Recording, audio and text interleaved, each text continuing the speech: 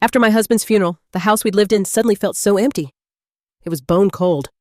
I thought if my only son moved back in, maybe neither of us would be so lonely. I sold the lakeside lot, gave him the money to start a business, and kept only the first floor for myself.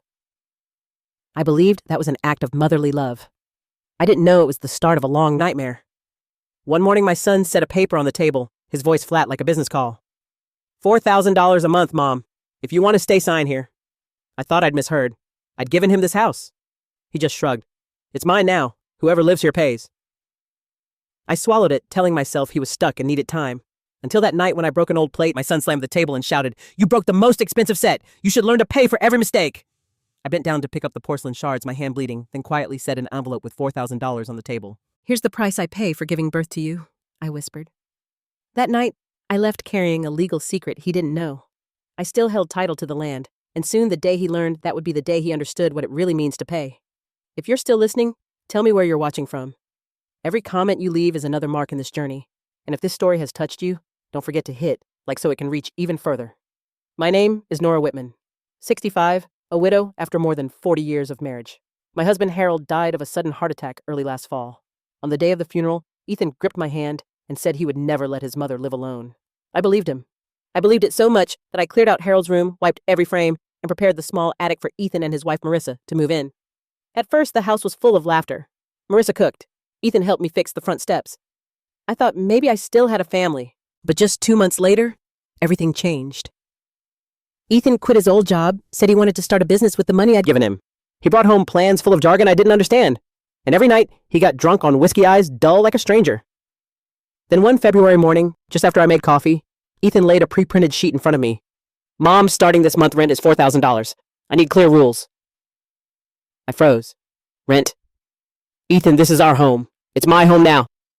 He answered, voice cold. "You signed it over to me. Remember, I'm responsible for the bank, and if you stay, you have to contribute." I gripped my hand so tight the coffee cup trembled. I wanted to say I was the one who paid off the loan with Harold's insurance, but I kept quiet. I was afraid of losing my only child, afraid that an argument would shred what little we had left. I signed the paper. My signature shook like the last stroke of my faith. From that day on, I started months of nonstop work. In the morning, I swept floors at a small market on Elm Street. In the afternoon, I cleaned a retired teacher's home. At night, I washed dishes at a diner until midnight.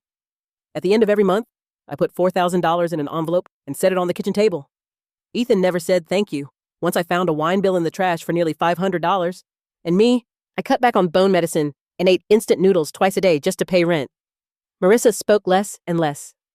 She used to be sweet and gentle with me, but after Ethan's outbursts, she only bowed her head and avoided my eyes. I didn't blame her. I knew she was living in fear too. The night the plate broke, I was just clearing the table after dinner. The white porcelain dish with the blue rim had been a wedding gift, the only piece left from the set. I don't know why Ethan called it the most expensive set. Maybe he just needed an excuse to explode. When the shard hit the floor, the sound cracked like a gunshot. Ethan roared, his face flushed. "You broke the most expensive set!" Marissa panicked. "Ethan, stop. It's just a plate. Be quiet." He snapped eyes, sharp as a knife. "She should learn to pay for every mistake." I didn't argue. I knelt, picked up each shard blood from my hand, dotting the floor. Then I stood, pulled the still warm paycheck envelope from my pocket, and set it in front of my son. "This is this month's rent." I said my voice. Ethan didn't look at me. He just sipped his drink and smirked. "You should be grateful I let you stay." I looked at the chair where Harold used to sit, now replaced by the shadow of a cold sun. My heart broke again, and this time, there was no one left to tape it back together. That night, I didn't sleep. I packed clothes, medicine, and a folder of old documents. In it was the original land title, my name still on it, never transferred. Ethan thought I'd turned everything over to him, but in fact, I had only done a temporary power of attorney arrangement for tax purposes. I set the last envelope of $4,000 on the table next to Harold's photo. "Honey," I whispered, "I can't keep the son we were once so proud of. But don't worry, he'll learn the lesson life hasn't taught him yet." When I stepped out, the night wind swept across the porch, the smell of snow mixed with leftover alcohol. I got into the old Honda, the car Ethan said made the neighborhood look cheap, and turned the key. The headlights cut across the wet road like a sad but necessary exit. Behind me, the house lights were still on music from the living room, playing as if nothing had happened. I drove with no destination. In my bag, the phone buzzed nonstop. 38 missed calls from the same number. I didn't pick up. I didn't want to hear another false apology or order. When the dashboard clock flipped to 217 m, I pulled into a small roadside motel. The neon sign blinked. Vacancy, its weak glow wheezing. The clerk looked at me, a 65-year-old woman, soaked, holding a bag and a stack of papers, and silently handed me a key. The room smelled strongly of bleach. Thin blanket-scarred walls, but at least no one yelled at me there. I set my bag down, sat on the edge of the bed, turned on the phone, and stared at 38 missed calls and a flood of texts. "Where are you?" "I was just angry. Come back, and we'll talk." I powered it off, pulled the battery, and looked out the window. Snow began to fall harder. Each flake landed like the sky sigh. I pressed my palm over the cut. The blood had dried, leaving a raw line. It reminded me every wound has a price, and sometimes silence is the most costly answer. I lay down my back, aching on the sagging mattress, but my heart felt lighter. For the first time in years, I didn't hold my breath at the sound of a door opening. Didn't brace for insults, only the steady rain on the eaves and the faint warmth of freedom. Before closing my eyes, I looked at the folder beside me, the bold words, "Deed of Ownership, Norah Whitman." Catching the light, I smiled softly. Tomorrow, I would call Harold's old attorney. Tomorrow, I would reclaim my name not just on paper, but in my life, and Ethan, he would understand eventually. Not everyone can sell the person who gave them life and walk away without paying. I woke when the sun was already highlight threading through the motel curtain like thin stitches. I'd slept fitfully, dreams tangled with rain and memories of the old house.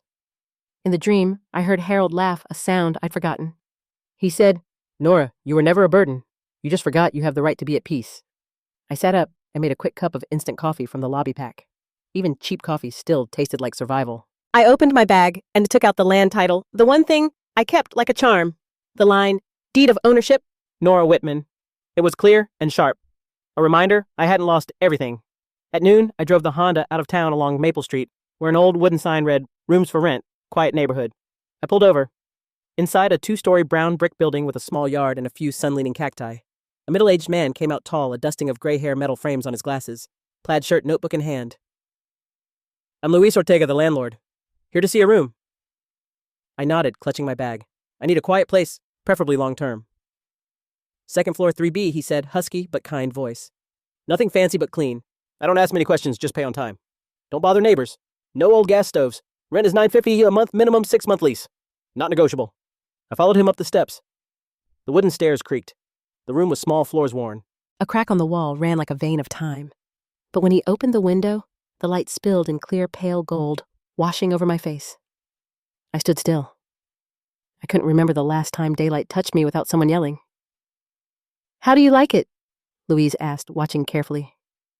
I swallowed. "I'll take it. I can put down the deposit now." He raised an eyebrow as if unsure a 65-year-old woman with messy gray hair and a worn coat could pay on the spot. Then he nodded and pulled a standard lease from his pocket. "Sign here, Whitman." "Right." "Yes," I said, my hand trembling slightly as I took the pen. For the first time in years, I signed my name for myself, not for anyone else, and not as a placeholder. When he handed me the keys, the soft metal clink sounded like a new heartbeat. "Welcome to Maple Street," Louise said. "If you need anything, knock downstairs. I fix pipes and change bulbs for free." I thanked him, and when he left, I sat on the bed. The room had nothing but a thin mattress, a wobbly table, and a window facing a line of bare maples. And yet, to me, it felt like a beginning. That afternoon, I drove to the thrift store on the corner of Jefferson. I picked a tulip-shaped desk lamp. Its gold paint was chipped, but when I tested it, the light was warm and soft, like an old spring. I added a small pot, 2 bowls, a thin blanket, and a floral curtain that smelled of sun. Total $42. I set them carefully on the back seat, like treasure. Back in the room, the sunset spread amber across the walls. I plugged in the tulip lamp. Its gentle glow filled the space and made the old room look alive. I poured a glass of water, sat on the bed, and listened to the creaks from downstairs. The sound of ordinary life, a sound I'd forgotten. A light knock at the door. A woman around 60, gray hair and a neat bun, held a tray of bread. "I'm Ruthie Park," across the hall. She smiled. "I bake banana bread. When someone new moves in, I bring a loaf. Here, everyone lives on their own, but sometimes a slice of bread makes a person less lonely." I thanked her and invited her in, but she shook her head. "No need, Norah. On Maple Street, we respect space. Live quietly, and don't let anyone make you apologize for wanting peace. That's enough." She left the hallway, scented with banana bread and simple kindness. That night, I set up the room, made the bed washed, the bowls, put the pot away. Every small task felt like rebuilding a piece of dignity that had been sanded down. When the tulip lamp lit the wall, I opened my old notebook, the one where I used to track Ethan's monthly expenses. Instead of numbers this time, I wrote 5 new rules for living. 1, no borrowing. 2, no begging. 3, no crying. 4, no debt. 5, and no apologizing for wanting peace. I taped the paper to the wall beside the tulip lamp like a vow to myself. The next morning, I made coffee in a little electric kettle. The smell filled the room. No one yelled that it was too strong, or too loud, too early. I sat by the window. He watched the sun touch the bare maples and felt slow and quiet. For the first time in years, I drank coffee without rushing. My phone lit up. 12 missed calls from Ethan. I hesitated, then opened voicemail. You owe me this month. I need money. Where are you? You're not allowed to leave like this. I muted the phone and set it face down. The tulip light reflected off the case, making those messages look small and meaningless. I smiled. For the first time in years, I smiled without guilt. That afternoon, I ran a few errands. The clerk at the corner store, a young woman with pink hair, said, New here? It's safe. We all take care of ourselves. I said, Sounds like what I need. Back home, I saw Louise fixing a pipe in the yard. He looked up and smiled. 3B treating you okay? Better than I expected, I said. The light there makes me feel still alive. He nodded. Light reminds people who they are. I started over in a room like that too. His words kept me quiet for a long time. That evening, I had a small bowl of soup, then washed the dishes. The light on the water rippled like time healing. I opened the window. Cold air slid in, carrying damp earth and jasmine from the yard. I sat at the table and looked around. Every object had a reason to exist. The little pot that cooks just enough for one. The tulip lamp lighting a quiet corner. The old curtain shielding the world. As I reached to turn off the light, a thin strip of hallway glow slipped under the door. Someone slid an envelope onto the floor. I opened it. Rent received. If you need anything, knock. Louise. No chit-chat, no pity, just respect. Sometimes that's the finest kindness. I lay down, but sleep didn't come. Maybe it was too quiet. I wasn't used to it. I could hear the clock ticking, the wind nudging the wall. I got up, opened the small tin box I always kept in my cloth bag. Inside were the last ties to my old life. Our wedding photo, Harold's bent gold ring, and the land deed, my name on it. I ran a finger over the signature, remembering Ethan's hand signing that rental paper with me, the strong strokes of the boy I taught to write. A tear dropped onto the page, and I didn't wipe it. I spoke softly to myself. This is what I still hold, and I won't let anyone take it again. The tulip lamp's light fell across the paper, the letters gleaming like breath. I folded it, put it back, and locked the box. Outside, the wind whispered through the branches. A cat padded across the eaves, feet light as a secret. I heard myself exhale, long, slow, and deep. That night, I didn't dream of Harold or Ethan. I dreamed of a sunlit road with a little sign that read Maple Street. I walked alone, and for the first time, I didn't feel lost. I never knew silence could bring so much peace. The first mornings on Maple Street drifted by like smoke. I rose early, made coffee, listened to dry maple leaves rustle at the window. No one rushed me. No one complained.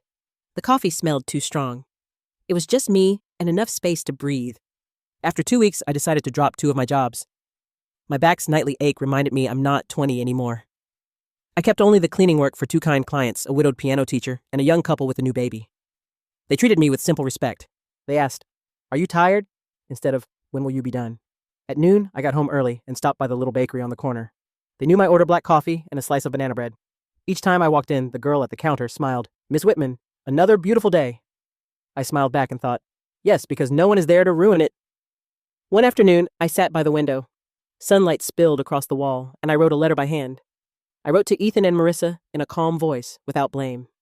If you need to see me, you can meet me only at the Braves Public Library on Central on Wednesdays at 2 p.m. for up to 30 minutes. No money talk, no arguing. If you truly want to talk, I will listen. If you just want to demand, let silence answer for me. I folded it, stamped it, and mailed it. Dropping the letter felt like unloading a stone from my chest. From now on, boundaries would be in my handwriting, not someone else's. The next day, Ruthie knocked. She brought 2 small plants, a pot of basil and a tomato seedling. "I think you should grow something," she said. "Plants keep us busy in a healthy way, and they never ask why we're quiet." We went to the little backyard. Ruthie showed me how to dig, set the seedling, and cover it up to halfway up the stem. Don't be afraid to trim roots, she said. Cut roots grow stronger. I went still, her words stitched right through me. I'd spent a lifetime feeding roots for others, my husband, my son, and never learned to cut off the roots draining me. With soil on my hands, I felt a strange ease. The basil's scent in the sun took me back to when I thought caring for someone was the only way to be loved. Now I understood. Sometimes love begins with letting go. Early in the week, Louise knocked his expression a little grave. Miss Whitman, he said softly. This morning a man came asking about the new tenant. Said he was your son. I told him, everyone here has privacy. If you want, I can change your locks. I thanked him, my heart pinched. I knew it was Ethan. I could see his restless, sharp edge in my mind. Maybe he still didn't understand, and I was no longer obliged to answer. That night, I opened my notebook and wrote in bold red, anyone coercing an elder financially is committing a crime. Below it, I copied details from the Elder Financial Abuse Act I'd read when I worked at the library. I taped the page beside my 5 new rules. Side by side, they stood like 2 small shields guarding me from the old world. 2. And days later, just after I finished cleaning the retired teacher's place, there was a knock on the door at Maple Street. Luis was talking to 2 unformed officers. He waved me down. Miss Whitman, the taller officer, asked politely, "We got a welfare report from your son." He said, "You might be cognitively impaired and need a wellness check." I stood straight and steady. "Oh, then please check." I welcomed them into my 2nd-floor room. The tulip lamp lit a tidy table, the tomato plant on the balcony, and a small file cabinet for my papers. I pulled out the signed lease with Louise, then the land title copies. "These are my legal documents," I said evenly. "I live independently, pay rent on time, have a lease, have assets. If anyone reported me incompetent, that report is false." The officers glanced at each other and nodded. The taller one said gently, "Sorry for the trouble, ma'am. You seem more lucid than we are." After they left, Louise chuckled. "Need me to be your witness?" "I've got enough witnesses," I said, pointing to the tulip light washing across the room. "Light never lies." That night, I took out the little metal box and started a keep for court file. Each envelope had the date, a description, and proof attached. I saved copies of transfers bills and even Ethan's messages. "Mom, I just want to help. Is someone putting ideas in your head? If you don't listen to me, you'll regret it." I printed them, clipped each page, and numbered them. Then I wrote a note. "Silence isn't weakness. It's how I get ready to speak at the right time." I put the file in the drawer and locked it. For the first time in years, I felt like I was in control of something. The next morning, Ruthie came over to water the plants. The smell of basil filled the hallway.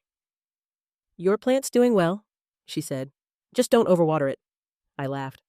"I'm learning to let it grow on its own." She nodded and stuck a little tag in the pot. Norah Basil. By afternoon, I made tea and opened the window, listening to distant traffic. The phone rang again. 17 missed calls. I didn't pick up. I switched to silent and set it face down. Outside, the wind shook the leaves. The basil rustled like a whisper from women who used to be told to endure women who now only want peace. A week passed. I answered none of the messages and picked up none of the calls. Ethan started emailing. "I just want to help Mom. I'm sorry." I didn't reply. I know apologies from people like him are often the opening move in another round of control. Every morning I went to work, and every night I wrote a short journal. 1 line for the facts, 1 line for feelings. Today's first line, my son is learning to sit with the silence he created. The second line, I'm not afraid of the phone ringing anymore. On Sunday, Luis invited Ruthie and me to dinner, pot roast and cornbread. Around the table, he told stories about former tenants. Someone who lost everything in a divorce. Someone whose kids drained their savings. Someone who just needed a place to sleep in peace. "I used to think older folks only needed love," he said. "Now I see what they need most is the right to be quiet without being treated like something's wrong." I kept silent and nodded. His words echoed in my head all night. Before bed, I opened my notebook and added 1 more line to the paper on the wall. My silence is my weapon. No hurried footsteps in the hallway. No arguments, no threatening texts, just my breath slow and steady. I sat by the window and watched moonlight fall over the little tomato plant. The tender leaves quivered in the breeze, fragile and stubborn. I whispered, not sure if it was to the plant or to myself. No more proving anything. Quiet living is enough. Outside Maple Street lay still. And I, the woman whose own child charged her rent, finally found a small but mighty kind of power, the right to stay silent and to let that silence become the strongest voice of my life. 3 weeks after I mailed the letter, I got a short text from Ethan. "Fine. Wednesday, 2:00 p.m. That's it. No apology. No, how are you? Like scheduling a meeting. Still, I thanked God he'd at least show up not for reconciliation, but so I could look straight at the sun I once loved blindly. That day, the sky was unusually clear. Sunlight filtered through old maples and fell on the stone steps of the public library. I arrived 15 minutes early and chose a table by the window where I could see the lake in the distance. I took the rule card from my bag and set it in the middle. No insults, no money. 30 minutes. Each line was in neat block letters. Steady and sure. At exactly 1:55 p.m., I saw Ethan walk in. He wore a white shirt and dark pants with Marissa beside him. His face looked thinner. A short beard shadowed his jaw. Even indoors, he kept sunglasses on maybe to hide the eyes that wouldn't meet mine. Marissa came behind him, arms tight around her bag, shoulders slightly hunched. I stood and gave a small nod. "Sit," I said evenly. Ethan sat and glanced at the paper on the table. "Are you playing lawyer with me now, Mom?" His voice was bitter-edged with sarcasm. I didn't answer right away. I slowly closed my notebook and looked straight at him. "No, I'm doing exactly what you taught me, how to make someone pay for their mistakes." The library was so quiet, I could hear the wall clock ticking. Ethan leaned back and folded his arms. "You've got it wrong," he said. "I just want to talk, not fight." "Then talk," I said. "I'm listening." Ethan took off his sunglasses. His eyes were bloodshot from lack of sleep or alcohol. I couldn't tell. "I'm just trying to help you, but you ran off and made people think I'm a monster."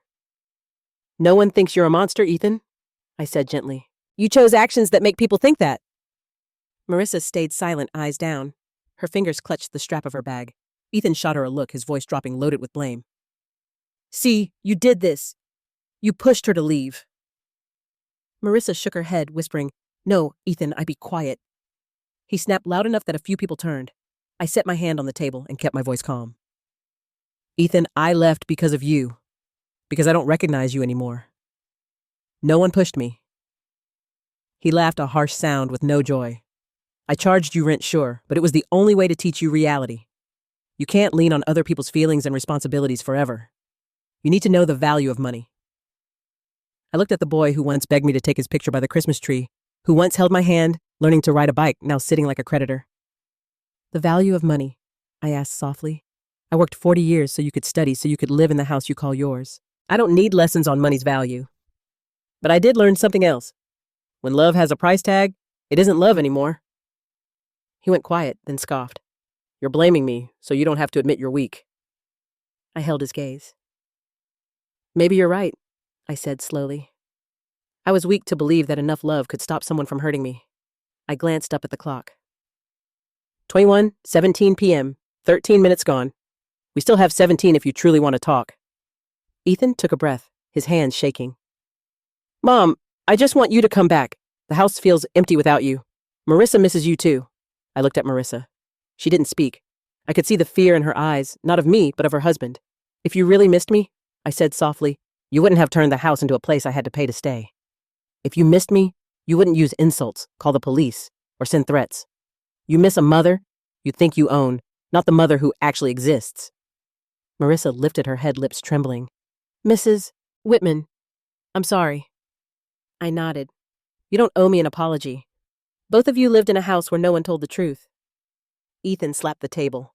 The chair scraped. "You can't just leave and play the victim. I've taken care of you for years."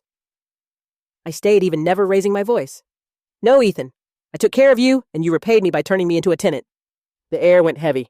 A copier word in the distance, then stopped. A child ran past.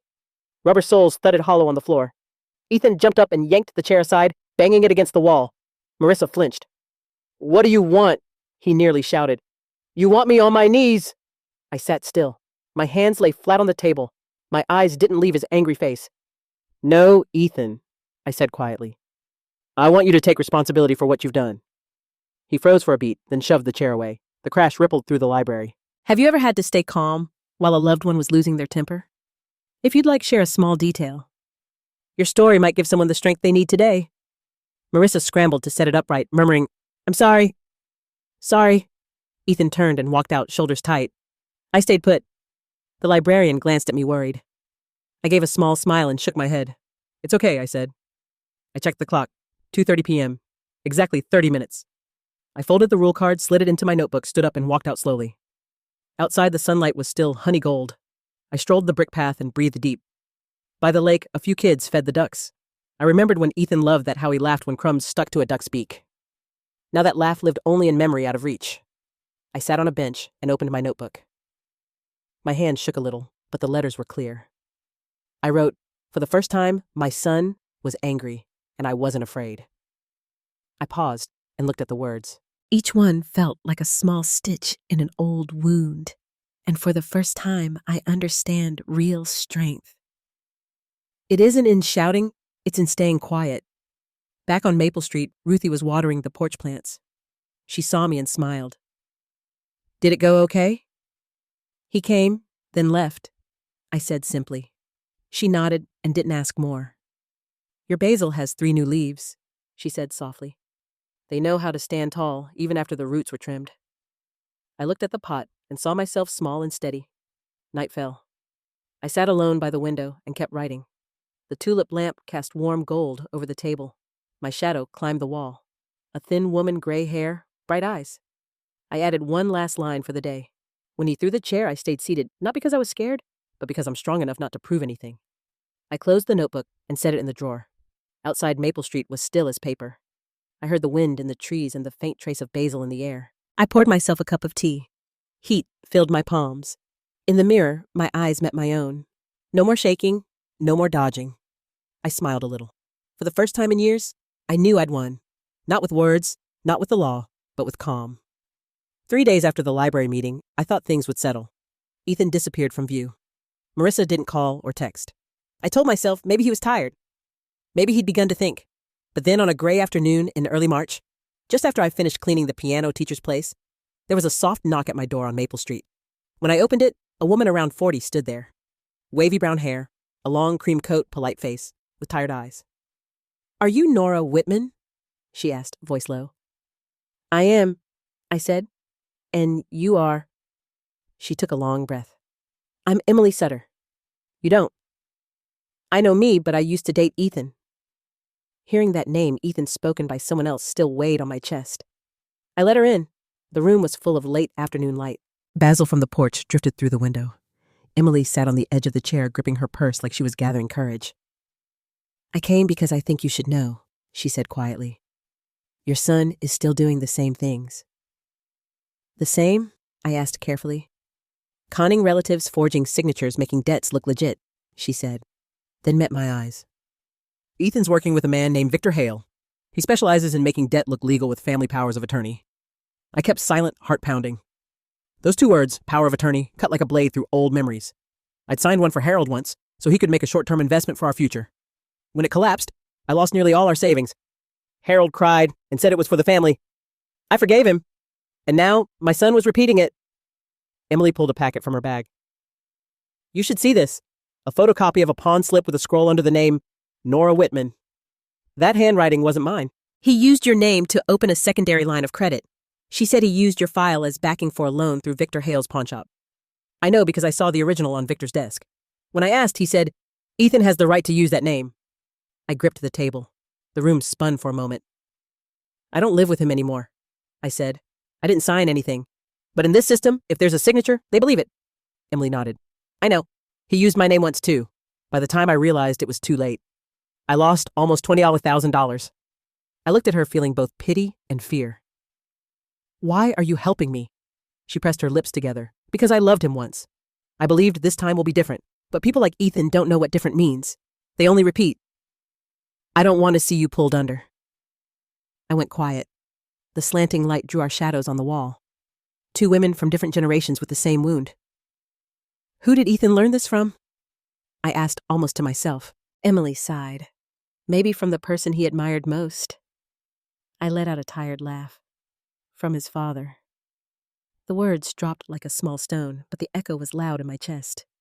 Harold used to say, sometimes you have to bend the rules to survive. Ethan heard that and believed a little bend was a free pass. Emily handed me another sheet, a neat typed list with just a few lines. 4 stages of manipulation. 1 crisis. 2 ask for help. 3 promise. 4 repeat. This came from a financial fraud support program, she said. Ethan ran all 4 on me. You should be ready. I stared at the page, my hand trembling. Thank you, Emily. No thanks needed, she said. Just don't believe anything he says when he comes back. The more pity you feel, the more you'll lose. She left the papers on the table, and the room fell quiet when the door clicked shut. I sat a long time looking at the list. Crisis, help, promise, repeat. It was the chorus of my life. Only this time, I knew the tune by heart. I took photos of every document on my phone and saved them in a folder called Evidence Ethan. Then I opened my notebook and wrote, "He doesn't get to be called son when he turns his mother into a lone tool." My pen stopped. I closed my eyes and breathed. I suddenly thought of Ruthie. I stepped outside. She was on the porch, trimming basil. "Did you know," she said without looking up, "if you cut at the right time, the basil smells stronger and lasts longer?" I watched her sure hands the snip of the shears. "And if you cut wrong, then it weakens and slows down," she said. "But if you're patient, it comes back, sometimes greener than before." I stayed quiet, following the scent drifting on the breeze. In that moment, I knew it was time for me to cut too. Cut the habit of rescuing. Cut the fantasy that blood alone can save everything. That night, I opened the cabinet, took out the metal box, and added the pawn copy, Emily's list, and a few prints from bank emails to a separate section. I categorized everything carefully with dates and notes. On the lid, I stuck a new label, KEPFORCOURT, financial evidence. When I pressed it down, my palms were damp, but my heartbeat was slow and steady.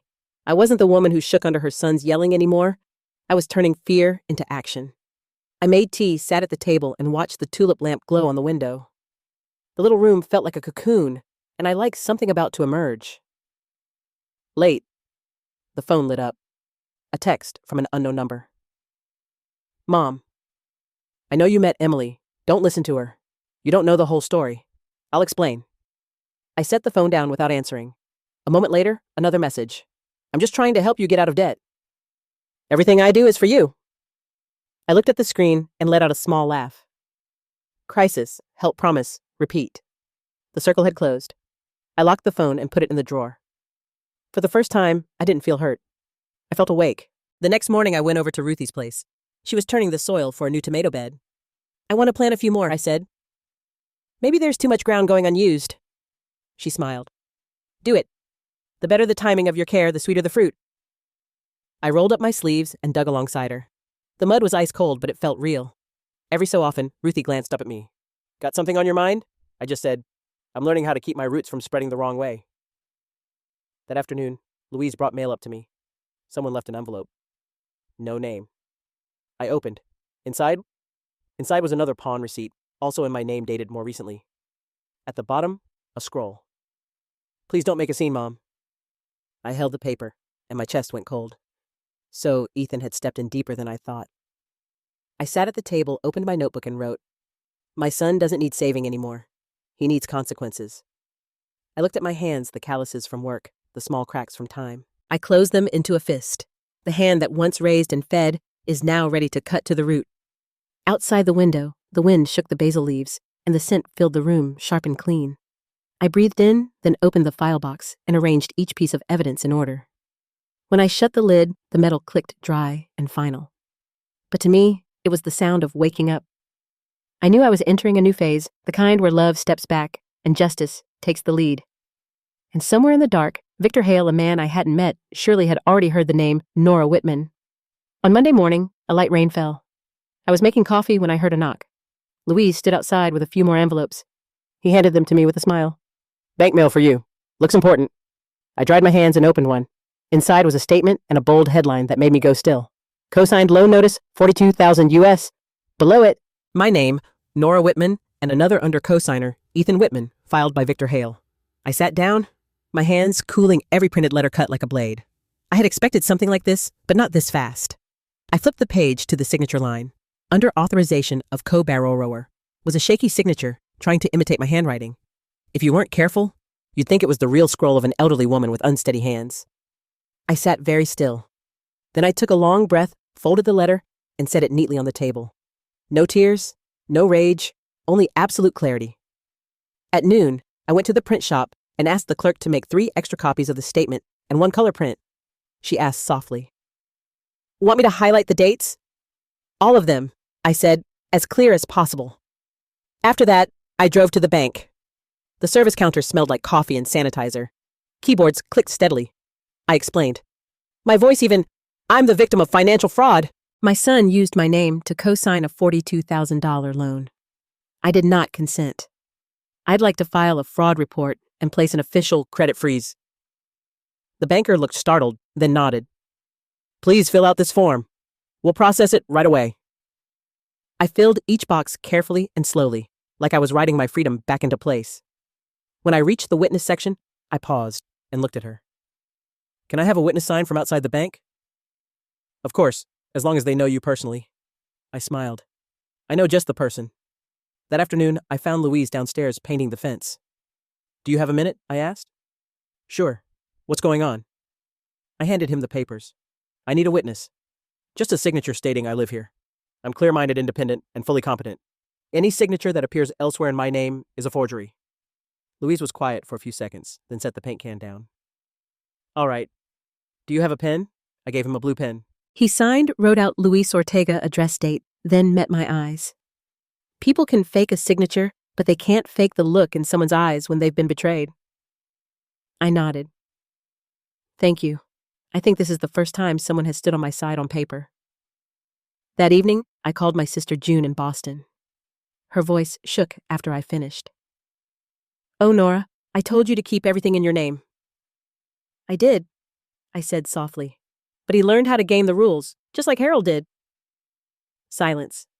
Then she said, So, what are you going to do? I'm going to face them, and I need you with me. I'll come. 3 days later, June arrived at Maple Street. She's 6 years younger than me, slim with auburn-dyed hair. She used to be impulsive. Now she's the steady one I needed. We drove to my old house, the place I lived for 40 years. Now Ethan's on the way, June said. I've never seen you this calm. How else should I be? I answered. Anger won't make paper speak, but signatures will. When we turned down the familiar street, my chest tightened. The house looked the same, except the lawn was overgrown. The curtains were gray instead of white, and a brass plaque at the gate read, Whitman and Hale Financial Consulting. I let out a long breath. Victor Hale, he had sunk his roots here already. June started to step out, but I held her hand. We'll stay outside, I said. No need to go in? She nodded and leaned against the car. I walked up the steps. Marissa opened the door. She wore a thick sweater, pale face, dark circles under her eyes. Mrs. Whitman, she breathed, voice trembling. I didn't think you'd come. Is he home? She nodded faintly. In the living room with Mr. Hale, I stepped inside. The place wire of liquor and smoke. Papers were strewn across the table, and a laptop sat open. Ethan was at the head of the table. Next to him sat a man around 50 with slicked hair, a dark suit, and eyes like glass had to be Victor Hale. Well, Mrs. Norah Whitman. He smirked. I've heard a lot about you. Please have a seat. I didn't come to sit, I said evenly. I came to put the truth back on the table. Ethan stood, voice trying to sound gentle. Mom, I can explain. I raised a hand. Don't call me Mom while you're using my name to borrow $42,000. The room froze. Marissa bowed her head, tears sliding down her cheeks. Victor leaned on the table, feigning charm. You may be misunderstanding. This is temporary and fully legal.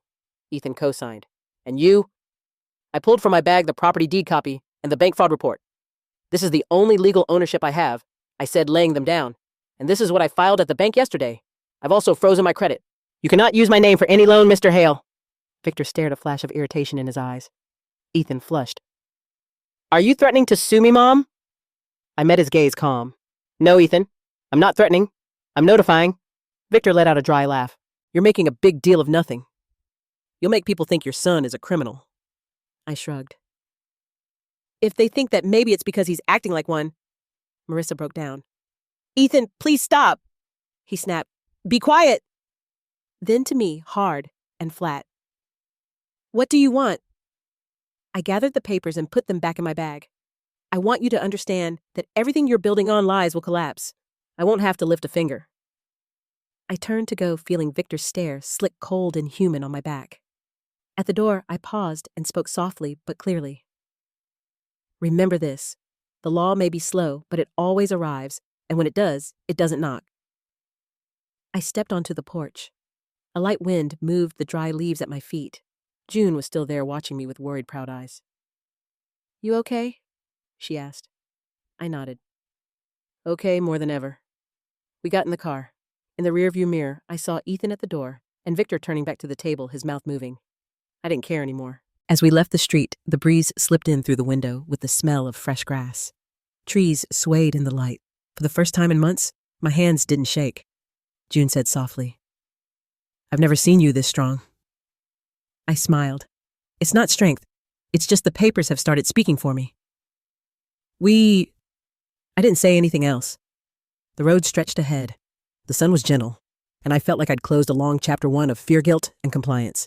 I knew after today, Victor would try to maneuver Ethan would justify, but I wasn't the soft mother anymore. I had evidence to witness the truth, and most of all, myself. That night back on Maple Street, I made a mug of peppermint tea. A spring breeze nudged the curtains.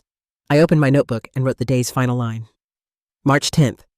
The papers had begun to speak, and I at last have found my voice. I shut the notebook and blew out the tulip lamp. Outside, the wind kept moving softly, and for the first time, I didn't shake. 3 days after I went to the old house, Ethan started calling nonstop. On Thursday morning, the phone rang for the 20th time. 6 texts stacked up on the screen. "Mom, I just need until Friday. It's not what you think. Victor's pressuring me. You have to help me. I messed up. I've got no one but you now." I sat at the table, coffee gone cold, and read each line like rereading a photocopy of old years. Same words, same tone. Only the name of the person he lied about had changed. I opened my notebook and wrote a single flat line. Wednesday, 2:00 p.m. Library. No money. That's all. No explanations. I set the phone face down. I knew anyone who lives on pity always tries one more time. That afternoon, Louise knocked. He held a thick gold-edged envelope, eyebrow raised. "Mrs. Norah, someone slid this under your door while I was watering. No sender name, but the perfume smells familiar." I took it. One touch, and I knew the expensive perfume Marissa liked. Inside was a wad of cash and a shaky note. "I know you need this. Please don't make it hard for me." I was quiet for a few seconds, then said, "Thank you, Louise, but this isn't for me." "What will you do?" "Send it back. Like any debt that doesn't belong to me." I put the money in a new envelope, sealed it, and wrote a line. "This isn't you paying. This is you ransoming your conscience." That evening, I mailed it back to Ethan's address. No further note. Back home, I stood before the little wallboard where I'd written my 5 new rules. I took a pen and added a 6th. When someone shows you their math, don't solve it for them. I read the sentence over and over until my chest felt lighter. I had spent a lifetime solving for others. Father, husband, son, and I was always the one who lost points. Not anymore. If Ethan created his own equation, he'd have to find his own answer. I started a new, thicker black notebook. I titled it Numbers and Truth. On the first page, I wrote March 16th, $42,000. Actor Ethan Whitman, financial advisor, Victor Hale. I kept copying details, dates, times, emails, contents, screenshots, statements. Each number was recorded as a witness to the truth. No feelings needed, no anger required. When I finished, I leaned back and watched the tulip lamp glow on the cover. I wasn't afraid of the numbers anymore. They had once been tools to control me, rent debts of gratitude, figures other people set to make me small. Now they were on my side. 3 days later, I received a letter from the bank. The envelope was thick-stamped confidential in red. I opened it, my heart slow but steady. Dear Mrs. Whitman, we confirmed the opening of a credit fraud investigation regarding the $42,000 transaction. All related loan activity is temporarily suspended. Representative Victor Hale. I folded the letter and placed it carefully into the key EPFORCORT file. No need to win fast. I just needed the truth to begin with a legal signature. That evening, I checked my email. One new message from a strange address, but I knew the tone at the first line from V. Hale at hconsultants.com. Subject a friendly piece of advice. Body. Mrs. Whitman, I hear you filed a fraud report. A wise move or foolish depending on your angle. I don't mean to threaten, but I have many ways to make an elderly person look mentally unstable. If you don't want your reputation smeared, withdraw the claim. The door is still open as long as you behave. I read every word and gave a small laugh. A man who thinks he can destroy someone's name forgetting that a real reputation doesn't live in a bully's mouth. I took a screenshot and saved it as Threat V. Hale. Then I printed a copy, filed it, and sent another copy to the community lawyer I knew through the Women's Legal Support Group. The note I attached was short. Evidence of a threat from the subject under investigation. I, Norah Whitman, am fully competent and responsible for my actions. Send one small click of light as a stone lifted off my chest. The next morning, Ruthie brought over a tomato start for you, she said with a kind smile. This one's special plant at 2 thurries deep, and the roots will spread twice as far. I took it, my fingers brushing the damp soil, and felt myself settle. Why so deep? Because the stem will put out more roots, Ruthie said. The more past you bury, the stronger the plant stands. I looked up at her, my throat tight. I thought, I'm replanting myself too. By evening, I went out back with a small trowel and dug a hole. The little tomato fit in my palm, delicate, sturdy. I buried it more than halfway, tucked the soil in, and watered. The smell of fresh earth mingled with basil, a scent of beginning. When I stood, the breeze lifted my hair. I looked at my hands, once shaking, while holding rent envelopes, once trimming roots with Ruthie, now muddy, firm, and strong. I went inside, opened my notebook, and wrote, March 21st, 20 calls, 6 texts, 1 cash envelope, 1 threat email, and I am still silent. Underneath, I added a slanted line like a private reminder. When a plant starts rooting, it doesn't need anyone to explain why it's growing. That night, I put on soft music and made ginger tea. The tulip lamp washed the room in warm gold. On the table, the KEPFORCOURT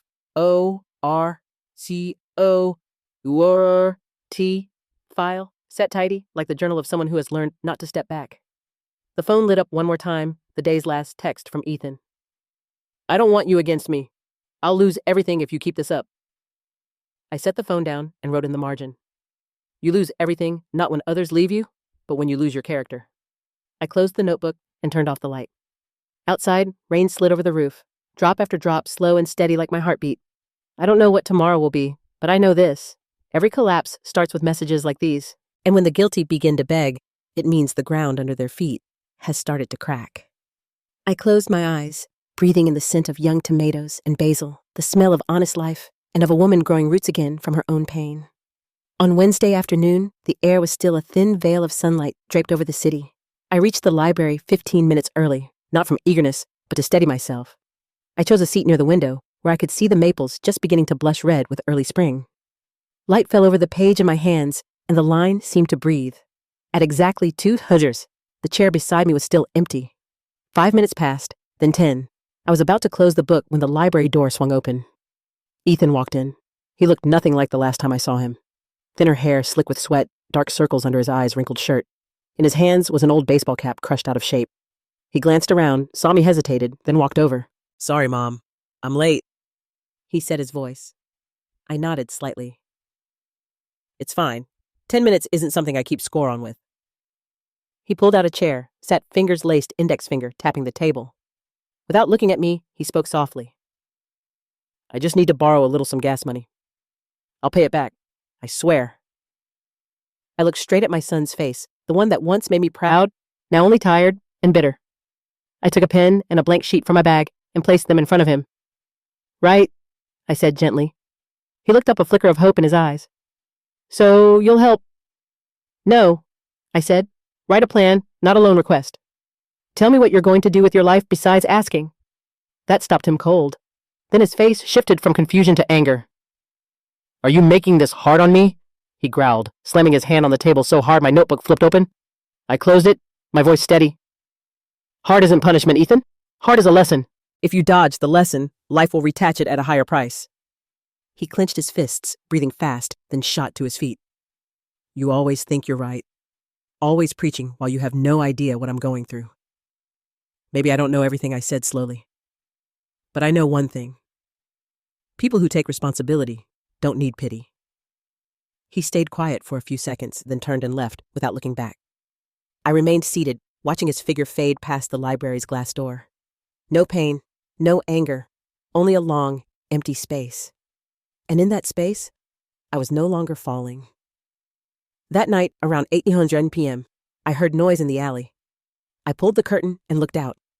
Ethan's car idled at the mouth of the lane, headlights on, but he didn't get out.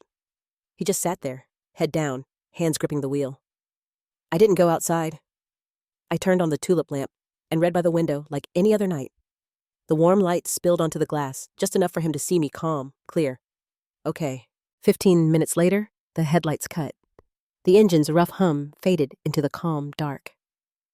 I closed the book and rested my chin on my hand. The light glinting on the page made me think, sometimes the best thing we can do for our children is let them see their mother is fine, even if she's not by their side. The next morning, I received an email from the bank. Dear Mrs. Whitman, the $42,000 loan has been suspended. A formal financial fraud investigation is underway. The broker, Mr. Victor Hale, has been asked to cooperate. I read it 3 times, not to be sure, but to feel the weight of justice. It isn't loud, not dramatic like in a movie. It arrives as a line of black and white text, yet it lets you finally exhale after months of silence. I printed the letter and taped it to the fridge. Beneath it, I added a line in red pen. When the mask falls, don't pick it up for them.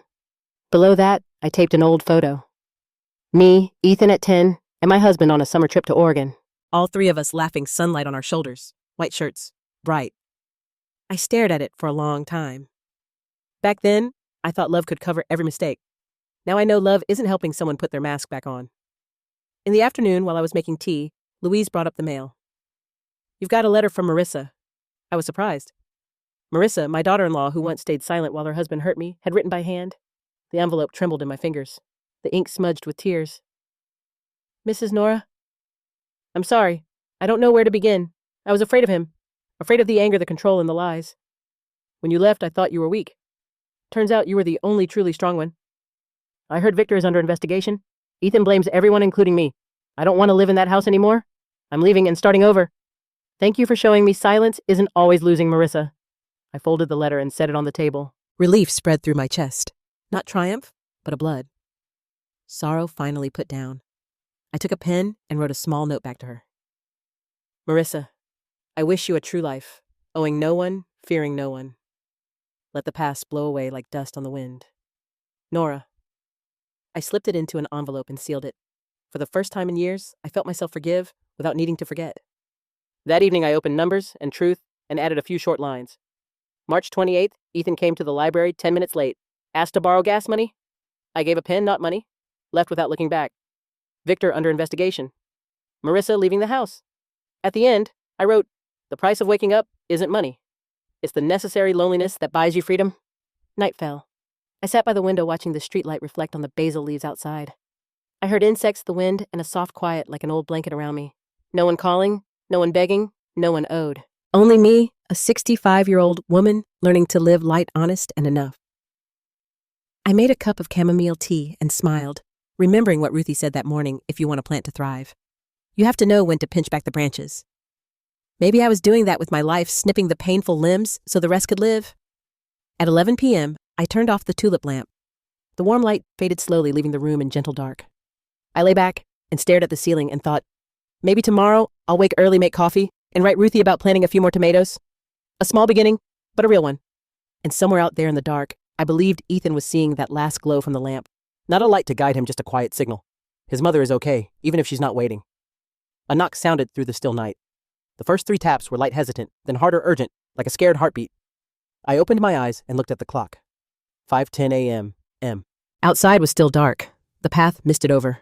I threw on a thin scarf and stepped out. When the door opened, Ethan stood there. His shirt was damp with sweat, hair wild face, ashen eyes, lost like a child who'd wandered off. I can't control it anymore, Mom," he said, voice catching breath, ragged, shaking like he might fall. I didn't touch him, didn't hug him, didn't ask what happened. I looked straight into those eyes, the same ones that used to laugh when he was little, now 2 dark hollows. Then I spoke slow and clear. "Take the phone. Call a rehab center." He lifted his head, lips trembling. I don't have insurance. No money, no one. Then use your real name." I cut in, placing the phone in his hand, and start there. He stared at me, said nothing. Then he bowed to the screen. His fingers shook as he dialed. A receptionist's voice came on, warm, professional, distant. He spoke softly, in broken bits. "My name is Ethan Whitman. I need help. I have no insurance, no money, but I need." I stood still and listened to every word. Each one was a brick falling from the wall he'd built between himself and the truth.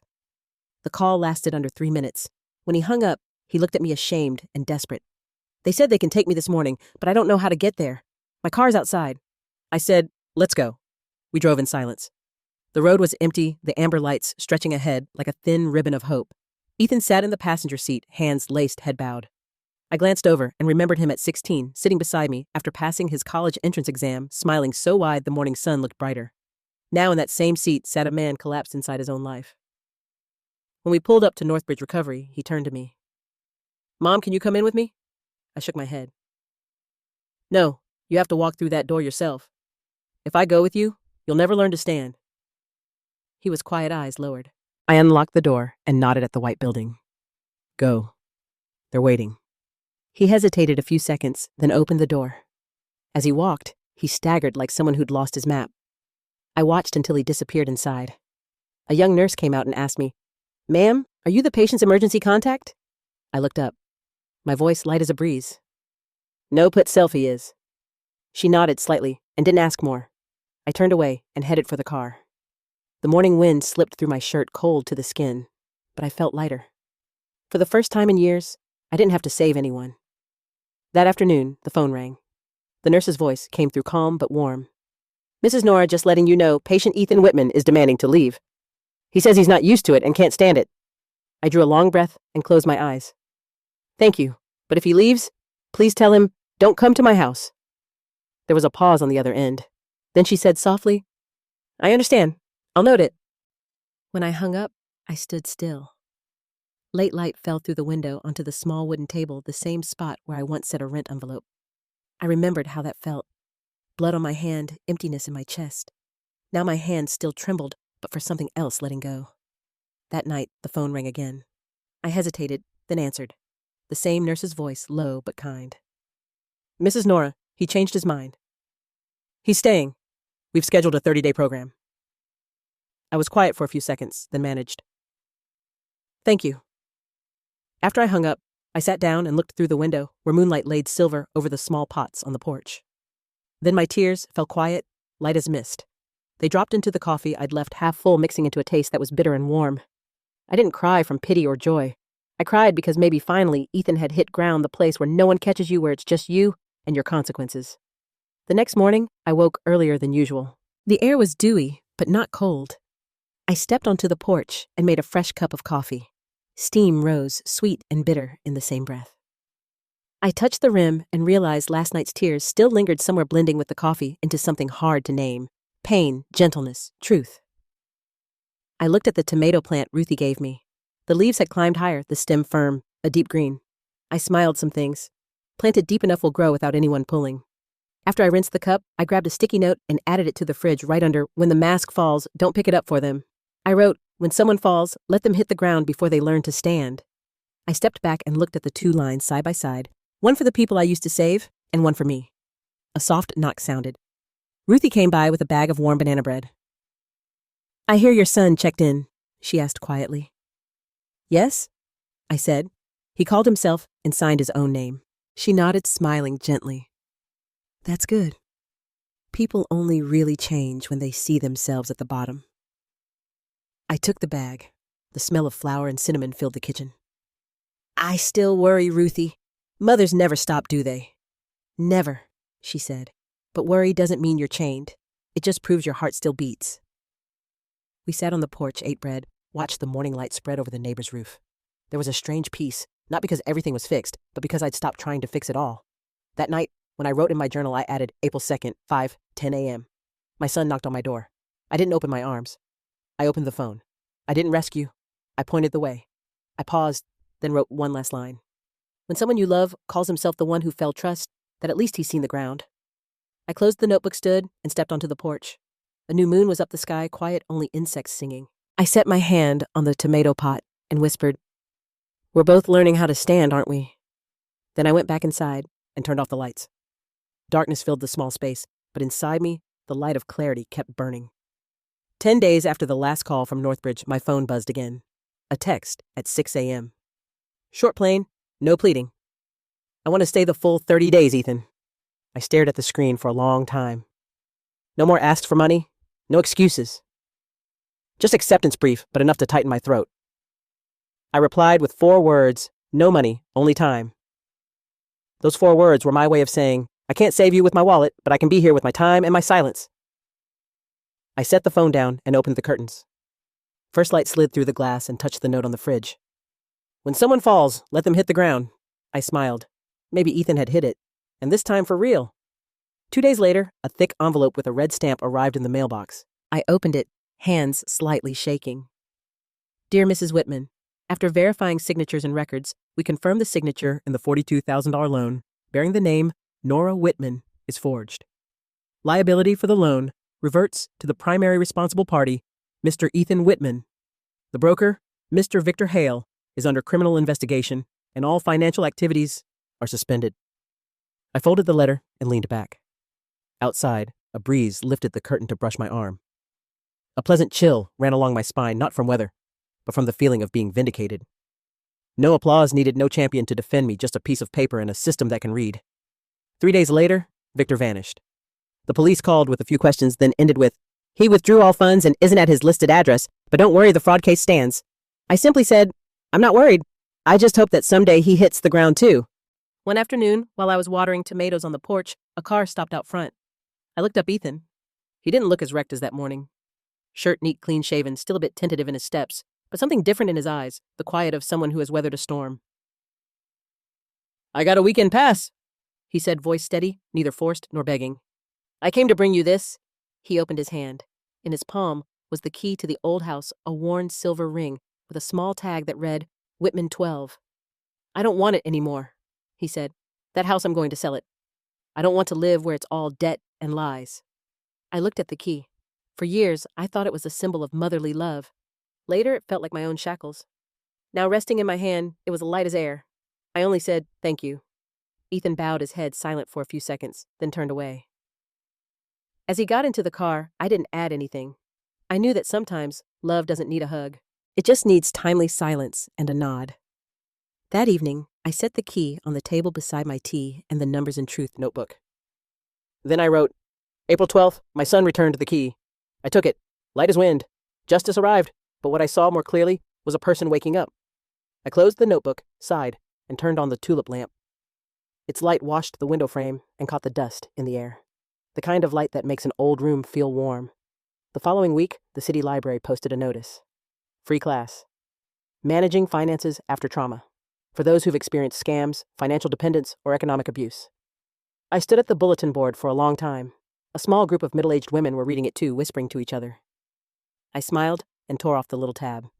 In the corner that said, "Register at the main desk." That night, I wrote in my notebook, "Tomorrow, sign up for the class." The next morning, I went to the library. The head librarian, a woman with neatly brushed silver hair, looked at me and said, "Mrs. Norah, there's one spot left. If you want, you can take the class or volunteer to shelf books after." "I'll do both," I replied. From that day on, every Thursday afternoon, I went to the library and sat among women who'd lived through similar things. Some stripped by their children, some controlled by their husbands, some simply learning how to live again. We learned how to read bank statements, fill out tax forms, and say no without feeling guilty. During the break, I shelved books lining up the spines, just so. When my fingers touched the thin dust on the covers, it felt like I was touching my old life. Once clinging, once heavy now, just a light layer, I could wipe away. One weekend afternoon, Ruthie and Louise called me over to the backyard. "Mrs. Norah, let's make tomato sauce," Ruthie said, holding a basket of ripe tomatoes. "I've got basil," Louise added. "The fragrance is my department." We chopped, simmered, and stirred. The scent of tomatoes, garlic, and basil floated everywhere. The three of us sat on the porch tasting the sauce with toasted bread. Children's voices drifted over from the neighbors, lively and bright.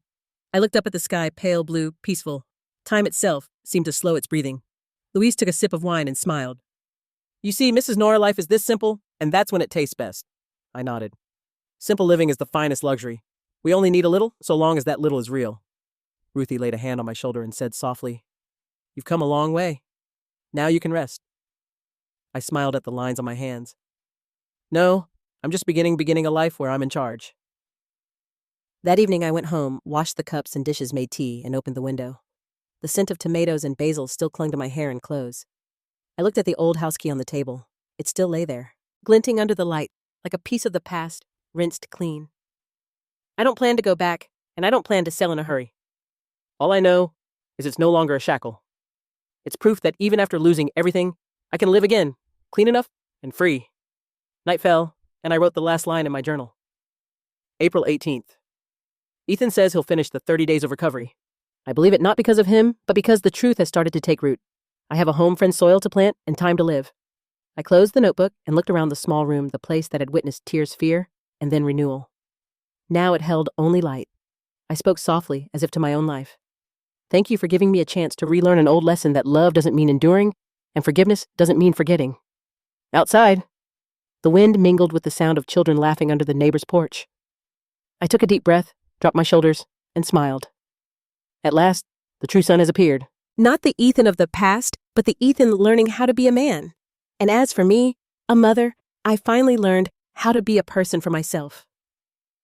One early autumn morning, Maple leaves started turning gold along Maple Street. When I opened the mailbox, I found a folded envelope, the paper thick, its crease precise. In the top left corner, the familiar hand slightly slanted a bit, shaky but clear. Ethan Whitman. I took it inside, set it on the table, poured myself a cup of coffee, and then opened it. Inside was a handwritten note. Not long, about half a page, but each word made me pause and breathe. Mom, I'm not asking you to trust me right away, but I want to start over. I commit. No lying, no borrowing, no using your name for credit. I'll earn my own living and pay down every dollar of my debt. I know you don't need promises, but I need to write this to remind myself. Ethan. I folded the paper, my hand trembling slightly. Morning light crossed the window and touched the words as if to make them brighter. I read it once more and placed it beside numbers and truth. Then I picked up a pen and wrote a short reply. I accept work, not promises. It's the only way I can love my son now, through reality, not hope. The next afternoon, Ethan called. His voice was low but clear. I found a job at a repair shop near Northbridge. It's only part-time for now, but I think I can start. I heard tools clacking on the other end, the hum of an engine he went on, almost shy. They're letting me learn maintenance. I'm better with my hands than an office, I said. Good. Just do the real work. No need to rush. I'll pay the debt little by little, he said. Not just the bank what I owe you. I didn't answer. Some debts can't be paid in money, only by living differently. A week later, I got another letter, this time from Marissa. A beige envelope neatly sealed. Her handwriting rounded and light, no longer shaky like before. Mrs. Norah, thank you for letting me go. I'm living in another city now, working as a server at a small cafe. I reread your letter whenever I feel weak. I think forgiving myself is the hardest part. Wishing peace to you and Ethan. I folded the letter, placed it in a wooden box with the old papers. It felt like a soft breeze through heavy years, closing the door without bitterness. That afternoon, Ethan stopped by. He just finished a shift, hands, still greasy shirt smudged. Mom, I'm sorry I went too far on the phone yesterday, he said, taking a seat. I just worry I won't make it. I didn't react. I took a pen from my bag and set it on the table in front of him. If you're worried, write a real plan. I don't hold anyone's fear for them anymore. He looked at me for a few seconds, then nodded. He picked up the pen and started writing slow but steady. I watched that hand, the one that once signed a fake name, now writing truth. Every stroke felt like a small dot of atonement. That night, I sat at the table and read the page. Ethan wrote that he wants to train, formally earn a technician's certificate, then rent a small apartment near the shop. He'll keep making monthly payments to the bank. No long apologies. No, I promise. Just a plan.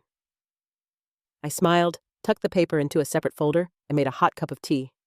The scent of tea blended with the lingering tomato basil from the other night, and the small home smelled gentle.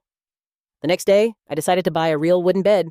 After leaving the old house, I'd been using an air mattress, small, light, easy to fold. It made me feel temporary, like a guest in my own life. But now it was different. I wanted solidity. The delivery man helped assemble the bed while I watched the slats click into place with firm, sure sounds. When he left, I spread a white sheet, set a small pillow, and sat down. The bed didn't creak. It didn't wobble like the old air mattress. For the first time in years, I felt my back supported by something real. That afternoon, Louise came to fix the tulip lamp, the one that's been with me since I moved here. The cord was old, the bulb flickering. He opened the casing and replaced the wire, talking as he worked. It's not broken, Mrs. Norah. It just needed a new cord. The old one was overloaded. Couldn't carry the current. I laughed. I guess I'm the same. Louise looked up and smiled gently. Then you're rewiring the heart cord. I said nothing more. I just nodded and watched the new light spill out. Warm, not harsh, just enough to give the room a true glow. That evening, I took a small card and added it to the fridge. The words in black pen, neat and clear. Love isn't rescue. I looked at the 3 cards stacked together. When the mask falls, don't pick it up. When someone falls, let them hit the ground. Love isn't rescue. Those 3 lines are like 3 rungs of a ladder, carrying me from fear to letting go, and then to peace. That autumn night, wind slipped through the window, and the kitchen still held the faint smell of tomato sauce. The scent of something cooked slow, simple, unpretentious, but true. I sat at the table and switched on the tulip lamp, its light spread across the wall in soft, honey-cold patches. I opened my journal and wrote, October 2nd, my son wrote a handwritten commitment. I didn't cry, didn't shake. My heart felt still as water, like sauce, after a long simmer, no longer boiling, but rich and real. I closed the notebook and looked up at the lamp's glow, warm, soft, covering the room. I realized I don't need anything more. No promises, no witnesses, just true light, real fragrance, and a life stitched back together with a new cord. I turned off the lamp, but the light stayed on inside me like the tomato sauce scent on my hands, washed clean, yet still faintly there. The fragrance of things that once hurt but have been cooked down by time. Winter came late that year. On the first morning of light snow, I made a cup of coffee and opened the window. No one yelled. No one told me to shut it so it won't be cold. Just wind moving through a thin curtain carrying the smell of dried basil hanging on the shelf. The little house on Maple Street was quiet, but not lonely anymore.